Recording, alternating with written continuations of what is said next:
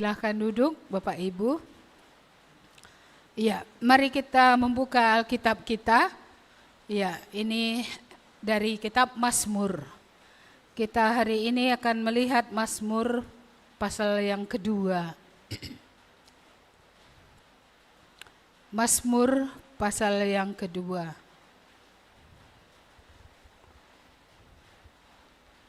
Saya bacakan demikian firman Tuhan.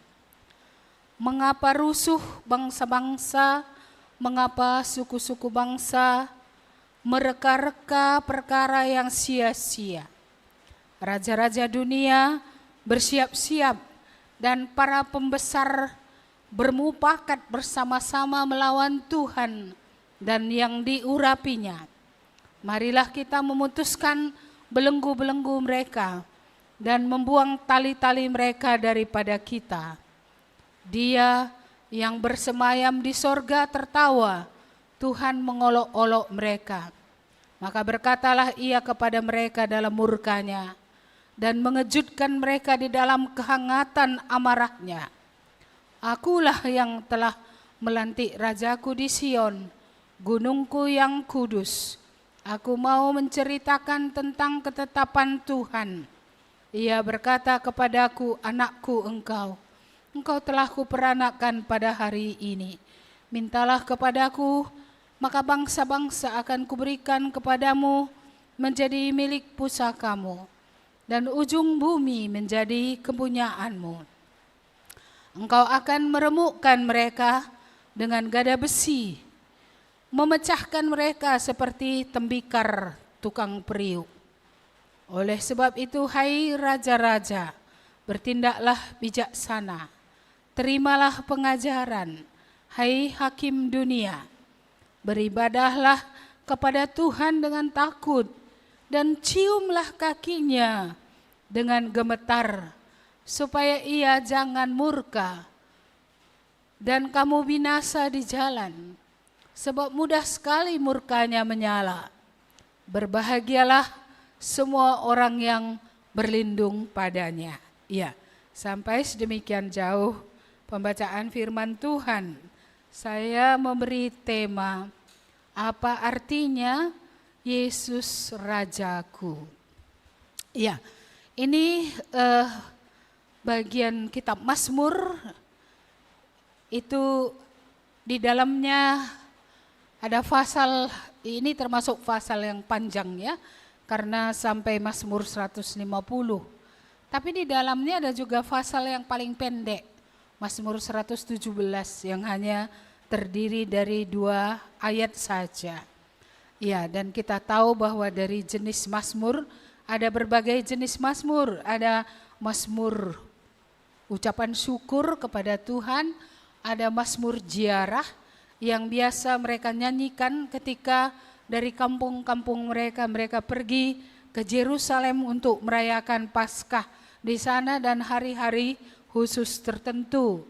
Ya, ada Mazmur hikmat, itu seperti pada Mazmur 1 pasal 1 ya, di mana orang diarahkan bagaimana sebenarnya hidup yang berkenan kepada Tuhan yang akan mendatangkan kebahagiaan. Dan Mazmur pasal 2 ini adalah jenis Mazmur yang berbicara tentang Yesus. Selama ini kita hanya membaca dari Injil tentang Yesus, tetapi sebenarnya perjanjian lama juga banyak ya di dalamnya tentang Yesus. Mulai dari kitab-kitab Musa, kitab nabi-nabi, tetapi juga kita temukan dalam Mazmur. Jadi Mazmur ini salah satu Mazmur yang menceritakan tentang Mesias, tentang Yesus yang diurapi oleh Allah, yang diutus dari sorga. Dia adalah Tuhan, tetapi dia juga adalah Raja. Itulah sebabnya di sini dibuat judulnya Raja yang diurapi Tuhan. Saudara-saudara, di dunia ini tidak banyak lagi negara yang merupakan kerajaan yang dipimpin oleh raja. Tetapi Thailand sampai hari ini dipimpin oleh seorang raja. Mereka tidak ada presiden, mereka tidak ada perdana menteri. Yang ada adalah raja, dan raja itu nanti akan dibantu oleh pembantu-pembantunya, orang-orang yang menolong di dalam kerajaan itu, pejabat-pejabat kerajaan. Dan kalau raja bertitah, tidak seorang pun bisa tidak peduli. Tidak seorang pun bisa mengatakan aku tidak peduli dengan ketetapan raja seperti itu. Karena kalau ada yang berani ya melanggar ketetapan raja, itu pasti ada akibatnya. Ya, Inggris memang masih memiliki raja dan ratu, tapi mereka bukan negara kerajaan lagi karena mereka sudah ada perdana menteri yang mengaturkan pemerintahan. Perdana menteri, kerajaan itu hanya merupakan simbol, tetapi sampai batas-batas tertentu ya tentu ada hak raja atau ratu ya seperti itu. Ya, jadi ini Yesus adalah raja yang dilantik oleh Allah sendiri. Allah yang mengangkat dia, ya, mengurapi dia, ya, sehingga dia berkuasa. Ya, mari kita lihat mulai dari ayat 1, karena ini tidak dimulai dari raja, tapi dimulai dari keadaan bangsa-bangsa. Dikatakan tadi bangsa-bangsa, ini tingkatnya bukan pribadi-pribadi. Tingkatnya bukan lagi beberapa orang atau sekelompok orang. Ini tingkatnya nasional, bahkan tingkat nasional. Bagaimana bangsa-bangsa itu rusuh. Bagaimana bangsa-bangsa itu mereka-reka perkara yang sia-sia. Bagaimana bangsa-bangsa itu melawan Tuhan. Ya, bahkan dalam ayat yang ketiga dikatakan mereka mau memutuskan hubungan ya dengan Tuhan. Ya, apapun yang Tuhan kehendaki, apapun yang dikehendaki oleh raja yang diurapi oleh Tuhan, mereka mau lepas dari situ. Ini sebenarnya mengingatkan kita Kejadian pasal 3. Bagaimana manusia mau lepas dari Tuhan, mau lepas dari pemerintahan Tuhan, ketetapan Tuhan, ya, nilai-nilai yang berasal daripada Tuhan. Mereka mau lepas dari situ. Cuma dulu itu pribadi Adam dan Hawa. Ya, tapi pada tingkat ini kita melihat bahwa itu sampai raja dan pembesar-pembesar. Itu berarti bisa satu kerajaan itu menentang Tuhan. Kalau dipikir-pikir aneh juga. Kok berani manusia menentang Tuhan? Seberkuasa apa sih manusia? Apa sih yang bisa manusia buat? Kok berani-beraninya gitu ya? Tuhan pun ditentang. Ya, mungkin kita berkata, aku bukan orang yang menentang Tuhan. Saudara-saudara, banyak orang percaya ya konsep tentang Tuhan itu ada, mereka terima. Ya, tetapi mereka tidak menghormati Tuhan sebagai Tuhan. Tapi mereka percaya Allah, ya percaya Allah. Tapi Allah itu apa pengaruhnya dalam hidup mereka? Ya, apa dampak pengakuan bahwa Allah itu ada dalam hidup mereka? Jadi banyak orang secara mulut berkata Allah ada, dalam sikap tidak bersikap seperti Allah ada. Malah bersikap seperti Allah itu tidak ada. Iya, dan itu adalah orang-orang yang beragama. Karena orang beragama lah yang mengatakan Allah ada. Tapi apakah sikap daripada orang-orang beragama itu memang betul-betul ya? Allah itu kalau dia adalah Tuhan, dia adalah Raja, dia yang ditakuti, dihormati, dia yang didengarkan. Ya, dia yang ditaati. Iya. Yang paling mengerikan adalah ya, kita yang menyebut ya Yesus itu Tuhan, Yesus itu Raja, tapi Yesus itu tidak kita dengarkan, tidak kita ikuti dalam hidup kita. Kita hidup sesuka kita, seolah-olah dia tidak ada. Iya. Ya, inilah keadaan dunia. Dan satu saat keadaan dunia ini begitu sangat mengerikan. Mengapa sangat mengerikan?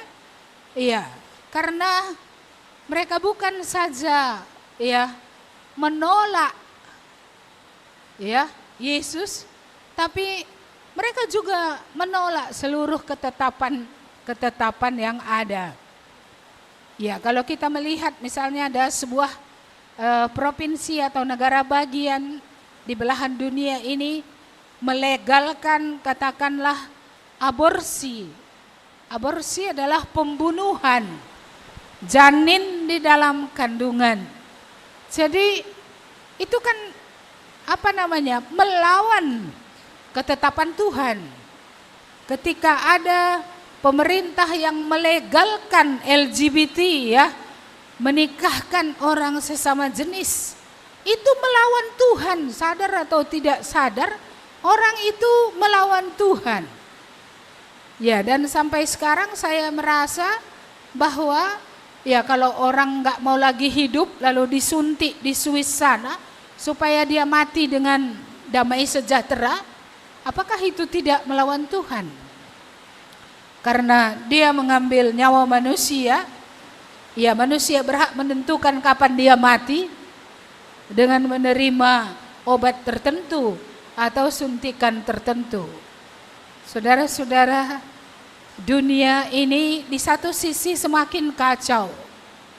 Dunia ini sudah keluar. Ya, memang mereka mau keluar dari ikatan dan aturan daripada Allah.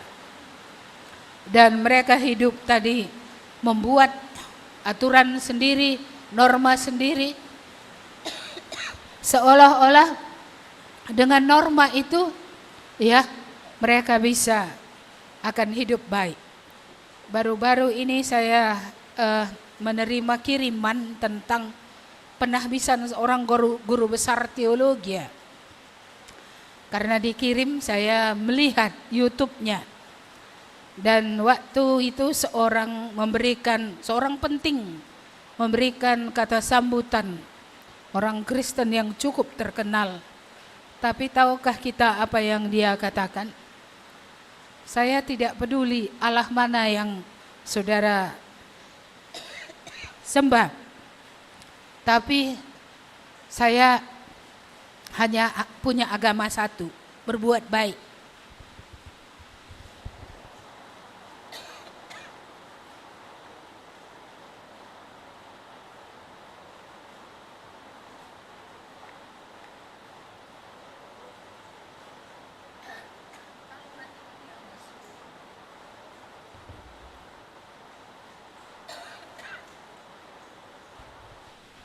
Terima kasih. Ya, kita lanjutkan. Jadi itu yang dia katakan, agama saya adalah berbuat baik. Jadi saya berpikir seperti apa sih agama yang akan dimajukan oleh antikristus. Saya rasa yang akan diajukan adalah agama yang berbuat baik. Dan saya rasa semua orang lupa bahwa kita tidak dilahirkan dalam keadaan bersih, dalam keadaan yang kudus seperti teori tabula rasa, bukan. Kita dilahirkan dalam dosa. Tabiat dosa itu bukan karena kita berbuat dosa maka ada tabiat dosa. Tabiat dosa itu memang kita warisi. Itu sudah ada bibitnya di situ. Tinggal mengembangkannya. Dengan pengaruh-pengaruh yang dari luar itu semakin kental. Dan semakin jahat, maka manusia semakin jahat hari lepas hari. Mereka bisa berkata mereka percaya Allah ada, tapi mereka bersikap seperti Allah itu tidak ada. Mereka melakukan apapun yang mereka mau lakukan. Mungkin itulah sebabnya kitab Yesaya berkata, mereka sesat seperti domba, masing-masing mencari jalannya sendiri. Jadi kalau inilah agama yang bisa memersatukan semua manusia menurut ajaran yang salah, saya rasa ini akan gagal. Walaupun memang pasti banyak orang yang akan ikut karena iming-imingnya bahwa kalau kamu ikut ini ekonomimu akan baik, iming-imingnya kalau kamu ikut ini kamu bisa jualan, kamu bisa membeli, ya, seperti itu. Tapi mari kita kembali kita mempercayai apa yang dikatakan oleh Alkitab. Kita tidak dilahirkan dalam keadaan kudus. Kita dilahirkan dalam tabiat dosa, dan dosa itu semakin bertumbuh berkembang, ya, dan sudah semakin matang sehingga melahirkan maut, melahirkan hukuman, baik hukuman di dunia dan hukuman sampai kepada kekekalan. Hukuman di dunia yang pernah kita lihat pada Adam dan Hawa, mereka keluar dari persekutuan dengan Allah, mereka keluar dari segala yang baik. Hukuman yang kita lihat pada zaman Nuh, mereka semua mati ditelan oleh air bah. Kita sudah pernah merenungkan tentang Sodom dan Gomora, sampai api spesial turun dari langit untuk membakar dua kota itu, Sodom dan Gomora, dan hanya menyisakan Lot, ya, yang kehilangan istrinya menjadi tiang garam karena istrinya mencintai Sodom, mencintai dunia. Ya, jadi kita melihat hukuman di dunia jelas nyata. Termasuk juga kalau kita membaca Roma pasal 1, di mana manusia tidak lagi berkuasa keluar dari dosa itu. Dosa itu, terang itu sudah datang, tetapi manusia lebih suka kegelapan. Ya, mereka bukan datang kepada terang supaya ditelanjangi, supaya mereka akan diterangi dan akan berubah. Mereka, ya, menutupi malah, ya, sehingga akhirnya murka Allah begitu nyata, ya, di tengah-tengah pemberontakan manusia. Sehingga kalau kita melihat apa yang dicatat dalam Roma 1 itu, kita merinding. Allah menyerahkan manusia kepada keinginannya akan kecemaran. Tidak bisa lepas dari kecemaran. Dosa-dosa penyimpangan seksual di tengah-tengah keluarga, di tengah-tengah orang yang belum menikah, di tengah-tengah orang yang sudah menikah. Ada penyimpangan, tempat tidur dari pribadi-pribadi tidak lagi kudus. Jadi itu masih hukuman di dunia. Kalau hukuman di kekekalan, kita tahu semua, tidak ada lagi air mata yang bisa, ya, menghapus dosa. Enggak ada lagi kesempatan. Tidak ada lagi ya bisa diampuni, tidak bisa lagi. Iya, itulah sebabnya ajaran-ajaran yang salah mengatakan masih ada pengampunan setelah kematian. Di sana saja nanti menyesal. Iya. Firman Tuhan berkata, Anak manusia berkuasa mengampuni dosa di dunia, bukan di dunia kematian. Bukan di dunia orang mati, bukan di dunia maut, tetapi di dalam dunia, ya, disitulah ada pengampunan dosa. Apakah kita termasuk orang yang rusuh? Apakah kita mereka-reka perkara yang sia-sia? Masihkah kita terus memikirkan yang jahat? Masihkah kita berpikir Allah bisa dibodohi? Masihkah kita bisa berpikir melawan Tuhan? Lalu kita tidak mau ikut aturan-aturan yang diberikan oleh Tuhan. Aku percaya kepada Tuhan, tapi aku enggak mau ikut aturan Tuhan. Itu enggak bisa. Inilah yang namanya sebenarnya ateis juga ini. Walaupun katanya dia percaya Tuhan, sebenarnya dia tidak percaya sama sekali. Yang kita khawatirkan sekarang di dunia ini adalah ateis-ateis yang seperti ini. Kalau ateis dia memang enggak mengakui ada Tuhan, mungkin masih bisa dilayani.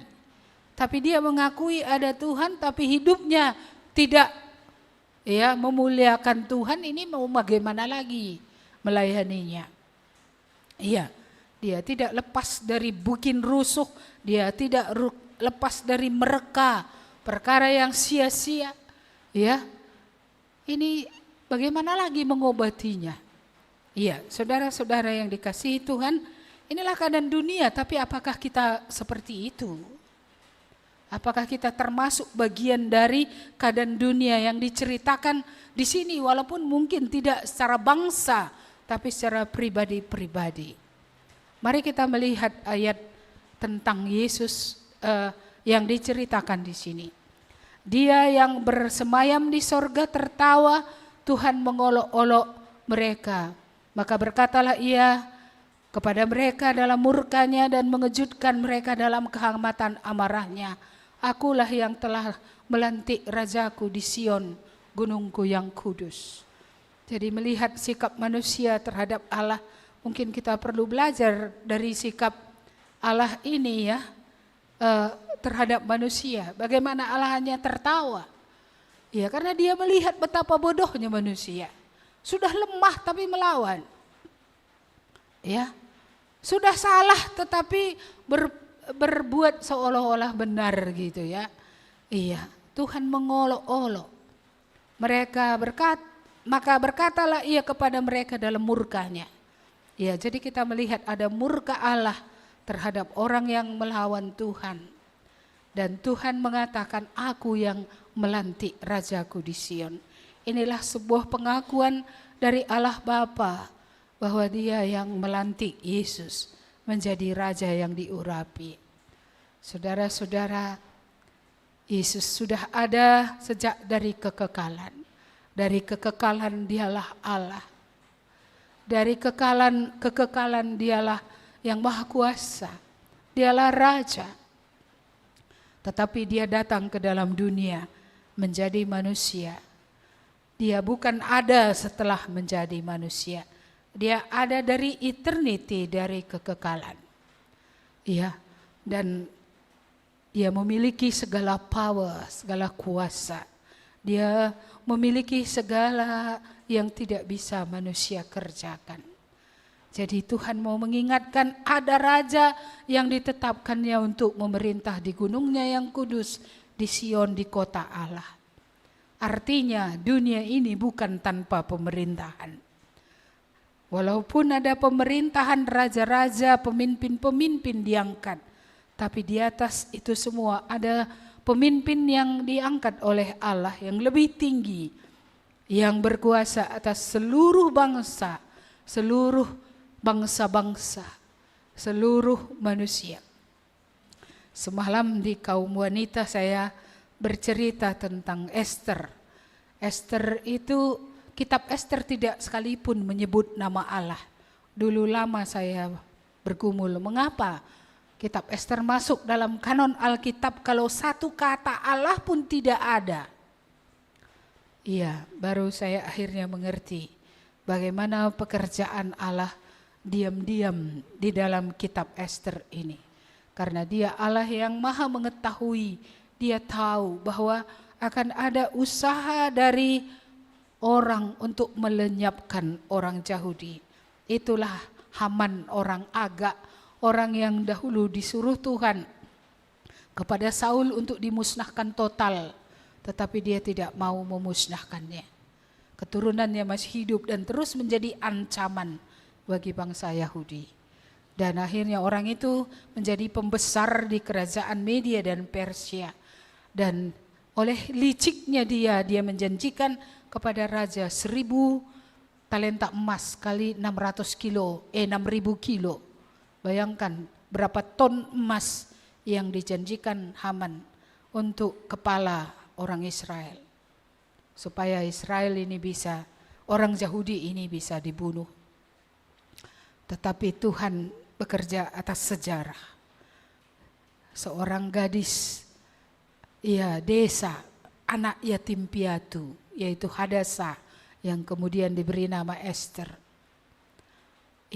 Dengan cara yang tidak lazim, karena dia juga termasuk orang yang ditangkap untuk dibawa ke ruang istana, untuk dirempah-rempahi. Kita tidak mengerti kok bisa ya gitu. Tetapi setelah 1 tahun dirempah-rempahi, semua orang masuk ke kamar raja pada petang hari. Pada pagi hari masuk ke ruang ruang istri-istri yang disimpan seperti itu. Sungguh wanita tak ada nilainya pada waktu itu. Ya, berapa banyak wanita, 40.000 mungkin yang dikumpulkan, yang dimandikan, yang dibunga-bungai dan segala macam. Satu hari bersama raja masuk ke ruang kedua, ya, menjadi selir. Tapi ketika tiba giliran Ester, siapa yang tahu? Ester kemudian dipilih oleh baginda raja menjadi ratu menggantikan Wasti, istrinya yang dianggap tidak patuh kepada suami. Saudara-saudara yang dikasihi Tuhan, gadis kecil yang tidak berarti ini, tapi di tangan Tuhan menjadi orang yang berarti. Dia mengasihi bangsanya, dia maju ke depan, walaupun dia tahu nyawanya pun menjadi taruhan. Karena kalau tidak dipanggil raja, maka orang bisa mati kalau masuk menghadap raja. Kecuali raja mengulurkan tongkat emasnya. Dan ketika dia masuk, tongkat emas itu diulurkan dengan cara yang ajaib. Kita melihat pekerjaan Tuhan supaya anihilasi, pemusnahan bangsa Israel itu tidak terjadi. Akhirnya saya mengerti, itulah sebabnya kitab Ester itu masuk ke kanon Alkitab, karena ini sangat penting. Seandainya pemusnahan itu terjadi, dari mana juru selamat akan datang? Tidak mungkin juru selamat akan datang kalau seluruh mereka dimusnahkan. Karena juru selamat harus dari keturunan Abraham, keturunan Daud, keturunan Israel. Tidak mungkin dari bangsa Arab, dari bangsa Libya atau bangsa Sudan. Keselamatan itu datang. Keselamatan hanya datang dari antara orang Yahudi. Dan disinilah peran dari seorang perempuan yang pada zamannya tidak dihargai, tapi diangkat oleh Tuhan, dia dipakai oleh Tuhan. Dia perempuan yang luar biasa, yang bersedia mati untuk bangsanya. Apa katanya? Berpuasalah dan berdoalah bersama aku dan dayang-dayangku, dan aku minta semua orang Israel juga melakukan yang sama. Berdoa dan berpuasa. Supaya apa? Supaya memohon kepada Tuhan nyawa mereka. Dan akhirnya lewat Ratu Ester bangsa itu beroleh jalan keluar. Mereka bahkan dikasih membuat surat supaya bisa mempertahankan diri, dan dengan begitu bangsa itu tidak musnah dan keselamatan sampai pada zaman, pada waktunya Yesus datang ke dalam dunia dari keturunan orang Yahudi. Allah masih bekerja. Ini pun Allah mengingatkan, ada rajaku, ada raja yang kuangkat di Sion. Aku mau menceritakan tentang ketetapan Tuhan. Ia berkata kepadaku, anakku engkau, engkau telah kuperanakkan pada hari ini. Mintalah kepadaku bangsa-bangsa, maka bangsa-bangsa akan kuberikan menjadi milik pusakamu dan ujung bumi menjadi kepunyaanmu. Jadi di sini kita melihat Yesus adalah anak Allah. Itu bukan setelah dia datang ke dalam dunia. Dia anak Allah dari kekekalan. Cuma konsep kita tentang anak Allah ini kacau.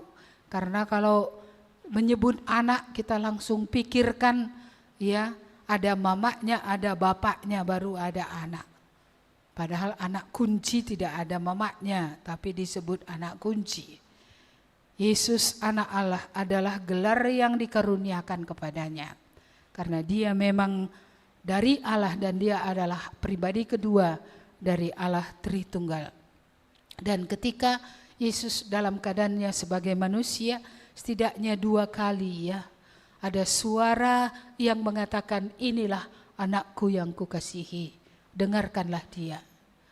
Allah mengakui Yesus itu adalah anak yang diutus, yang datang dari surga untuk menyelamatkan.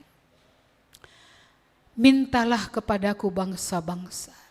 mungkin saya mengartikan bahwa inilah yang diminta oleh Yesus sebagai ganti nyawanya, supaya bangsa-bangsa boleh datang kepadanya, dari segala suku bangsa, dari segala warna kulit bisa datang kepadanya. Iya, jadi tidak sia-sia pengorbanannya yang besar di kayu salib itu, sehingga kita orang Karo yang penyembah berhala bisa sampai kepada keselamatan. Orang Batak yang dahulu datang kepada Sisingamangaraja, akhirnya bisa meninggalkan kegelapan Sisingamangaraja dan datang kepada Tuhan untuk menerima keselamatan. Begitu juga semua suku-suku bangsa yang lain. Jadi dia benar-benar utusan dari sorga. Dia betul-betul datang untuk menebus bangsa-bangsa, menebus umat manusia yang mau percaya kepadanya. Keselamatan tidak otomatis dimiliki oleh setiap orang yang mendengar firman Tuhan. Setelah mendengar, Roh Kudus meyakinkan mereka merespon terhadap Tuhan. Kalau Yesus menyerahkan nyawanya untuk pengampunan dosa, sama seperti Yesus melihat dosa itu kejijikan, seperti itulah hendaknya setiap orang melihatnya. Saudara-saudara, kata mengaku, mengaku itu berarti adalah setuju dengan Allah bahwa itu dosa. Tapi kita tidak hanya mengaku, kita juga minta supaya Tuhan menyucikan kita dari dosa itu, dari kejahatan itu. Supaya kuasa dosa, kuasa kejahatan itu betul-betul stop. Kuasanya tidak berdaya lagi. Karena kuasa Kristus sudah bekerja, yaitu kuasa kebangkitannya dari antara orang mati. Jadi bisakah kita lepas dari kuasa itu? Tentu bisa, sebagaimana tadi yang kita dengar dalam sekolah minggu dewasa. Dan yang berikutnya dikatakan, engkau akan meremukkan mereka dengan gada besi, memecahkan mereka seperti tembikar tukang periuk. Ini belum terjadi sekarang. Karena ketika Yesus datang pertama kali, dia belum meremukkan dengan gada besi. Dia datang mencari untuk menyelamatkan orang yang hilang. Dia datang untuk mencari dan menyelamatkan orang berdosa.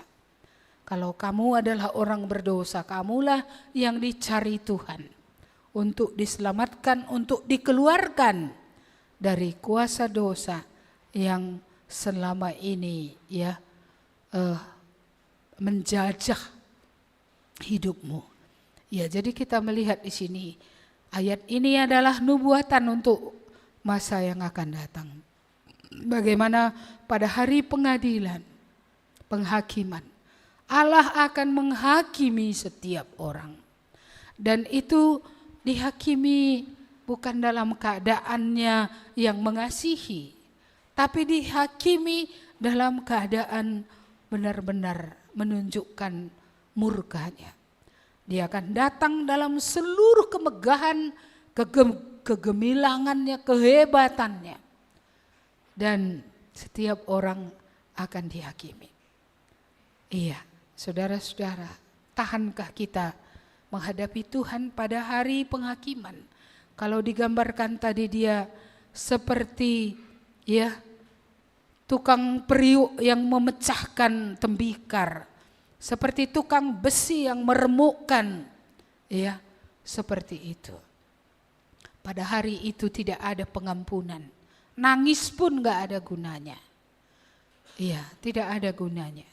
Ketika Allah menunjukkan penghakimannya yang terakhir, itu keadaan yang tidak tertahankan. Suatu keadaan yang mengerikan. Itulah sebabnya kita benar-benar harus dikuduskan ketika kita masih hidup di dalam dunia ini. Karena siapa yang akan tahan menatap matanya? Siapa yang akan tahan menghadap kekudusannya? Orang Israel saja ketika di Gunung Sinai tidak tahan menghadap Tuhan, padahal Tuhan belum datang pada waktu itu. Dalam seluruh kegemilangannya baru sebagian dia menyatakan siapa dirinya. Tapi mereka sudah bilang sama Musa, Musa gak usahlah Tuhan, ya kami berhadapan muka dengan Tuhan, nanti kami mati. Itu karena mereka sadar betul bahwa mereka adalah orang berdosa, bangsa pemberontak, orang yang bersungut-sungut, orang yang tidak menghitung kebaikan demi kebaikan Tuhan. Orang yang kemudian berzinah lagi dengan menyembah kepada patung emas. Iya, kita melihat betapa mengerikannya. Makanya mereka bilang, kami janganlah Tuhan itu berhadapan dengan kami. Nanti kami dilandanya. Bayangkan ketika Tuhan akan datang kedua kali dalam seluruh kemegahan kealahannya. Iya, saya nggak bisa membayangkan. Pernah melihat Ratu Elizabeth dalam seluruh kemegahannya, ya itu jauh kurang itu dibandingkan dengan kemegahan Allah. Bahkan kalau jika dahulu ketika Raja Salomo menjadi raja, semua bangsa memuji dia. Kemegahan Salomo itu tidak bisa dibandingkan dengan kemegahan Allah. Kemegahan Allah jauh lebih hebat. Iya, daripada kemegahan Raja Salomo. Walaupun pada zamannya tidak ada juga orang seperti Raja Salomo, dinding tiang istananya pun semua dilapisi dengan emas. Seluruh peralatannya ketika datang tamunya dari emas putih, emas kuning, entah warna apa saja itu semua peralatannya. Iya, tapi ketika Tuhan datang, dia akan meremukkan. Dia akan menghukum. Jangan kita mengatakan karena orang itu maka aku seperti ini. Tak ada alasan karena orang lain. Kita tetap dalam sikap kita yang tidak benar di hadapan Tuhan. Karena akan tiba waktunya Tuhan akan menghancurkan musuh-musuhnya. Tidak siapapun yang akan bisa bertahan menghadapi Tuhan. Tidak siapapun. Kita ini semua powerless. Ingat, kita ini hanya ciptaan. Emang apa yang kita bisa buat? Iya.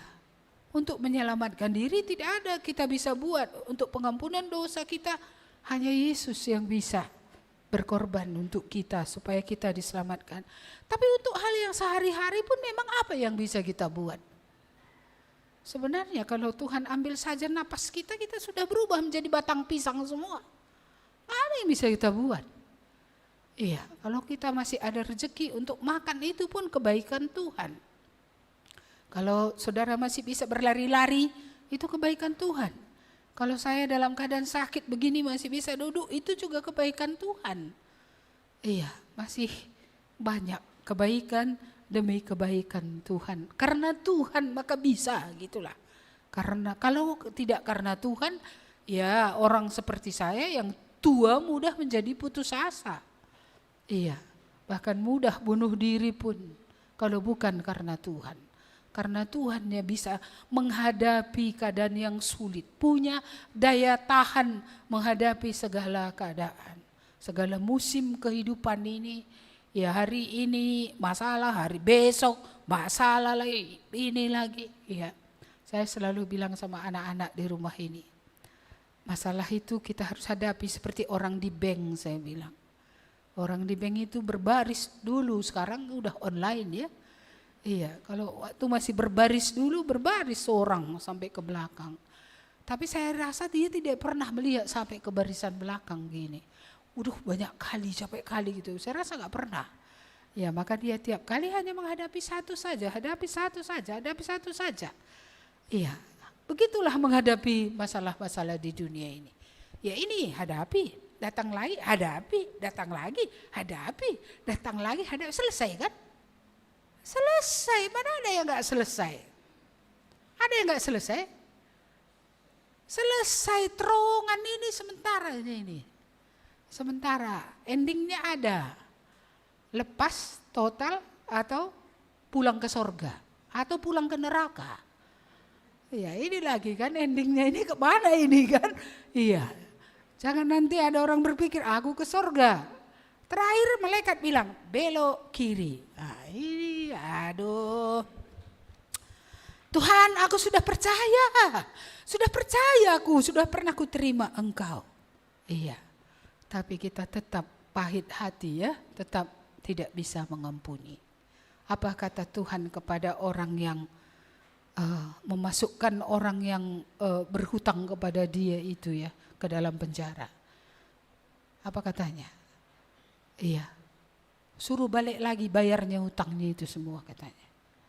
Iya kan, suruh balik lagi bayarnya hutangnya, masuk dia ketutupan itu. Kapan mau selesai? Dijual pun anak istrinya dia pun dijual jadi hamba, nggak selesai.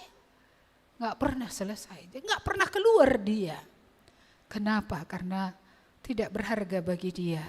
Kalau Tuhan mati untuk dia, dia boleh menerima pengampunan, tapi orang lain tidak bisa menerima pengampunan dari dia. Bagaimana masuk surga orang kayak gitu? Enggak bisa. Masih ingat doa Bapa kami? Apa katanya? Ampunilah kami seperti kami juga mengampuni orang yang bersalah kepada kami. Iya, jadi bagaimana? Kita mau diampuni, tapi kita tidak mau mengampuni, berarti kita tidak menghargai kematian Yesus di kayu salib. Pilih, mau teruskah dalam keadaan aku boleh diampuni Tuhan, tapi orang itu jangan diampuni. Ya ini apa ini? Ya apa ini? Inilah artinya orang yang egois, orang yang sebenarnya enggak dalam bagi dia sendiri harusnya hancur. Dia harusnya dihukum, dia seharusnya dilemparkan ke api neraka itu. Tapi kalau dia tidak dilemparkan, mengapa dia tidak bisa melepaskan pengampunan? Ya, maka mari kita pikirkan ya, engkau akan meremukkan mereka dengan gada besi, dengan tangan yang keras. Penghakiman itu akan terjadi. Iya, hidup kita akan dibukakan saudara-saudara. Saya tidak menakut-nakuti. Saya pernah katakan jikalau rekaman di dalam kandungan aja bisa di USG, dipoto, ditunjukkan. Itu dalam kandungan.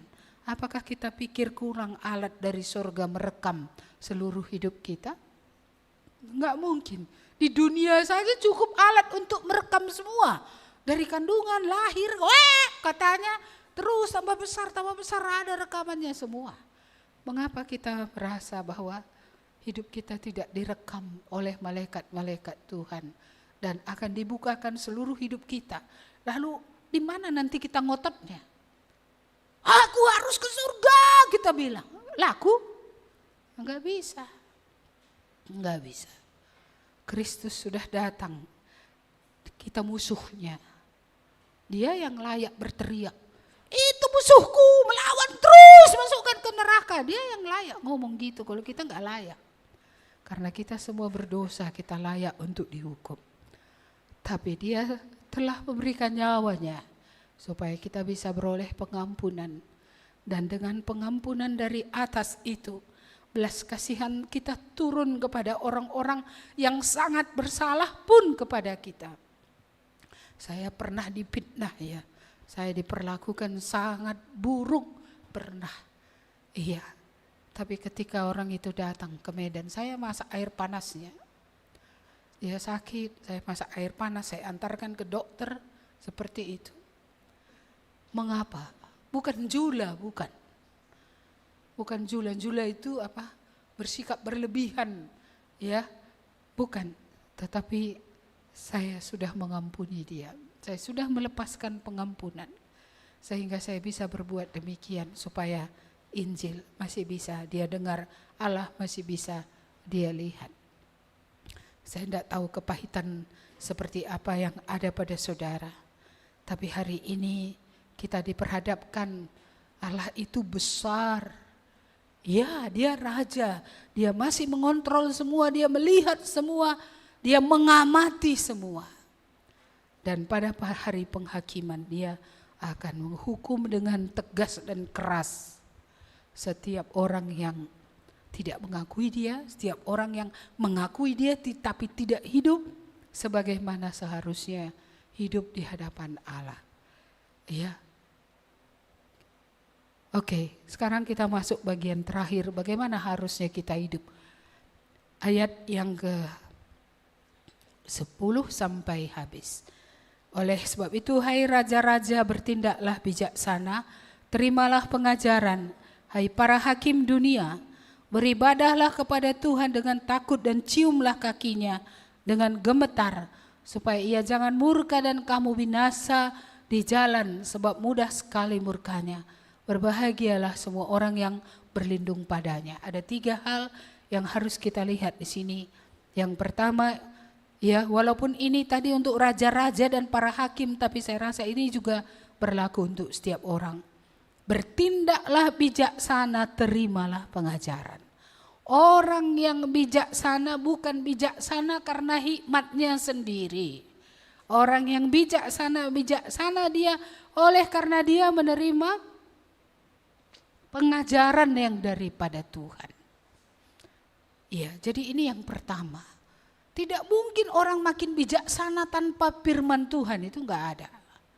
Iya, makanya di Mazmur 1 itu dikatakan berbahagialah orang yang merenungkan firman Tuhan siang dan malam. Mereka akan seperti pohon ditanam di tepi air. Apa katanya? Akan menghasilkan buahnya pada musimnya, tidak akan layu daunnya, apa yang diperbuatnya berhasil. Iya. Berbuah. Tidak layu, seger terus. Kok herannya banyak kali masalahnya tapi seger gitu ya. Iya, karena ada kemuliaan Tuhan memancar dari dalam. Ini asal ada masalah, letoy. Asal ada masalah, letoy. Belum besar, masalah kecil aja udah letoy. Iya. Rahasianya tadi apa? Merenungkan firman Tuhan siang dan itu aja kerja kita? Bukan. Ada waktu kita khusus membaca firman Tuhan, tapi firman itu kita hubungkan dengan hidup kita sehari-hari. Bagaimana kita menghadapi ini menurut firman Tuhan, jangan pakai hikmatmu. Ya, pakailah firman Tuhan. Apa kata Tuhan? Kalau ada tentang saudaramu, makanya saya rasa benar juga Mama Sepa tadi. Sudah menjumpai, ya harus dijumpai. Kalau dijumpai juga enggak berubah, ya janganlah kita menjadi berdosa dan akhirnya kita yang masuk neraka. Orang lain tak bertobat nanti ke surga dia, kita jadinya ke neraka coba. Kan lebih baik kita berdoa ketika keadaan tidak berubah. Allah yang masih tadi mengontrol sejarah, dia berkuasa untuk akan melakukan sesuatu. Dan kalau tidak ada perubahan, masih ada ayat 8. Ada pengadilan Allah tadi, ya ayat 9. Masih ada tadi pengadilan Allah, ya, kepada setiap orang yang hidup di bawah matahari. Jadi bertindak bijaksana ya. Jadi enggak mungkin orang menjadi bijaksana tanpa merenungkan firman Tuhan tiap hari. Maka persekutuan dengan Tuhan tidak bisa diabaikan. Ya, pohon itu harus tetap hidup di tepi air. Enggak bisa jauh dibuat ke sana, enggak bisa. Kalau dia tetap di tepi aliran air, maka air itu akan memberi dia makanan, menyegarkan dia. Apa yang dibuatnya berhasil maksudnya apa? Ya, bukankah di dalam Yohanes 15 dikatakan, jika aku di dalam kamu, kamu di dalam aku, kamu akan berbuah banyak. Yang berhasil adalah yang berbuah banyak, yang melakukan apa yang disuruh Tuhan untuk dilakukan. Itu orang berhasil. Enggak gagal dia, disuruh Tuhan lakukan, berhasil, sampai gitu maksudnya. Karena adanya orang, niat ada tapi enggak sampai-sampai. Udah berniatnya aku Bu, enggak lagi berzina ya tetap. Nah, kan enggak sampai ini. Ini karena enggak ada persekutuannya dengan Tuhan terus menerus. Ya, aku sudah enggak mau berbohong. Pendeta pun dibohongi kan gitu ya kan. Iya, aku enggak mau lagi menipu. Iya, enggak usah orang lain, tetangga aja ditipu. Ya itu semalam saya singetkan juga sama kaum wanita ya. Kalau kita ingat Sakeus, ku bilang dia naik ke pohon untuk bertemu Yesus. Setelah bertemu Yesus, apa yang dicintainya, apa yang dulu menjadi favoritnya, tidak terikat lagi di situ, tidak terikat kepada uang. Saya bilang saya khawatir orang zaman ini. Setelah ketemu Yesus malah cari apa yang dicari Sakeus gitu. Cari dunia gitu, ya kan? Itu bukan di GKMI Kasih Anugerah ya. Di mana ini? Iya, dulu capek-capek untuk bertemu Yesus, ya kan, supaya diterima. Udah diterima. Ya, kalau Sakeus lepas dia dari dunia, dari yang mengikat dia. Lalu kita justru setelah percaya Tuhan, perjuangan kita tiap hari apa? Dunia. Gak ada yang kita lakukan untuk Tuhan. Ya, ini kebalikannya, bahaya ini.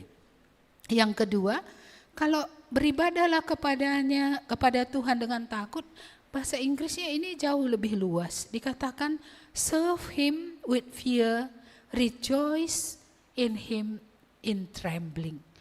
Artinya layanilah dia dalam takut akan Tuhan. Takut bukan karena takut hukuman, karena dia memang begitu besar dan agung. Wajar kita hormat dan takut kepada dia. Dan rejoice itu berbahagia.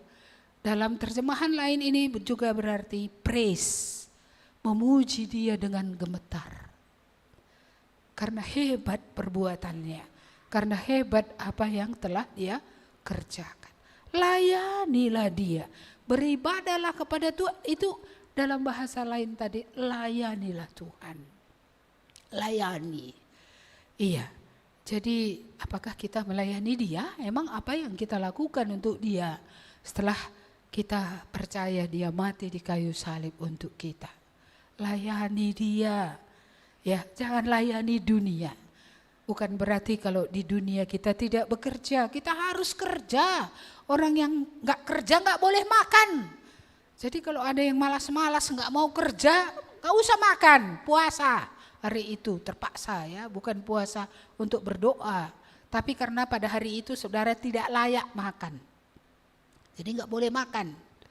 Iya, jadi kerja itu bukan perintah Tuhan setelah berdosa. Dari sejak Adam dan Hawa di Taman Eden, Tuhan sudah memerintahkan untuk bekerja, mengusahakan taman di mana Tuhan menempatkan mereka. Kita harus bekerja tapi tidak gila kerja. Ya, kita tidak malas tapi kita juga tidak gila. Ya, kita bekerja karena itu perintah Tuhan supaya dari situ Tuhan memberkati kita. Tapi kita tidak boleh hidup hanya untuk kerja. Kita harus hidup untuk Tuhan. Layanilah Tuhan. Bekerja harus, tetapi juga masih ada yang kita kerjakan menurut kemampuan karunia yang sudah dianugerahkan Tuhan kepada kita. Kalau kamu sudah bertobat, jangan gak ada bagian dulu dalam pekerjaan Tuhan, baik di gereja, baik di luar gereja. Ya, dan yang terakhir, belum terakhir, ketiga, ciumlah kakinya dengan gemetar. Mencium kaki itu tanda apa ya? Kalau ada seseorang masuk menghadap raja, dia mencium kakinya, saya rasa itu adalah tanda ketidaklayakannya. Ya, dia adalah orang yang merendahkan dirinya. Dia adalah orang yang berpengharapan kepada raja. Iya, dia bergantung kepada raja. Iya, orang yang tidak merendahkan diri tetap akan dihukum. Tapi orang yang merendahkan dirinya, humble, ya, benar-benar merendahkan diri, mencium kakinya, bukan mencium dahinya, mencium kakinya. Itu artinya sungguh-sungguh merendahkan diri, mengatakan, Tuhan, aku hanya debu, aku bukan siapa-siapa, aku tidak bisa, hanya Engkau yang kuharapkan, hanya Engkau yang kuandalkan. Tidak ada yang lain yang kuandalkan. Kalau belum sampai kita di titik itu, masih ada kita rasa kita andalkan. Kita masih di bawah hukuman. Tapi kalau kita sudah nol, ya tidak ada lagi. Tidak ada lagi. Aku orang berdosa, aku hanya debu, aku layak masuk neraka. Ya. Orang itu ketika mencium kaki Tuhan, merendahkan diri, Tuhan benar-benar berbelas kasihan. Tuhan mengampuni dan Tuhan tidak akan menghukum lagi. Rendahkanlah diri kita, bergantunglah kepada Tuhan, ciumlah kakinya. Dan yang terakhir, berbahagialah semua orang yang berlindung padanya. Ini dalam bahasa Inggrisnya, ya, bless people who take refuge in him. Jadi ini maksudnya adalah orang yang berlindung di sini, orang yang mengungsi, ya, yang benar-benar, ya, hanya dia menjadi pengharapannya. Saudara-saudara, ketika banyak masalah menimpa kita, kemana kita berlindung? Kemana kita berharap? Kepada siapa kita take refuge? Ya, ada orang berharap pada manusia lain. Maunya manusia lain nanti yang akan menolong kita. Tapi yang berbahagia tadi, atau dalam terjemahan lain yang diberkati, adalah orang yang berlindungnya justru kepada Tuhan dan bukan berlindung kepada yang lain. Apakah kita mau berbahagia? Jangan lari. Jangan lari dari tempat perlindungan yang sesungguhnya. Jangan cari tempat perlindungan yang lain.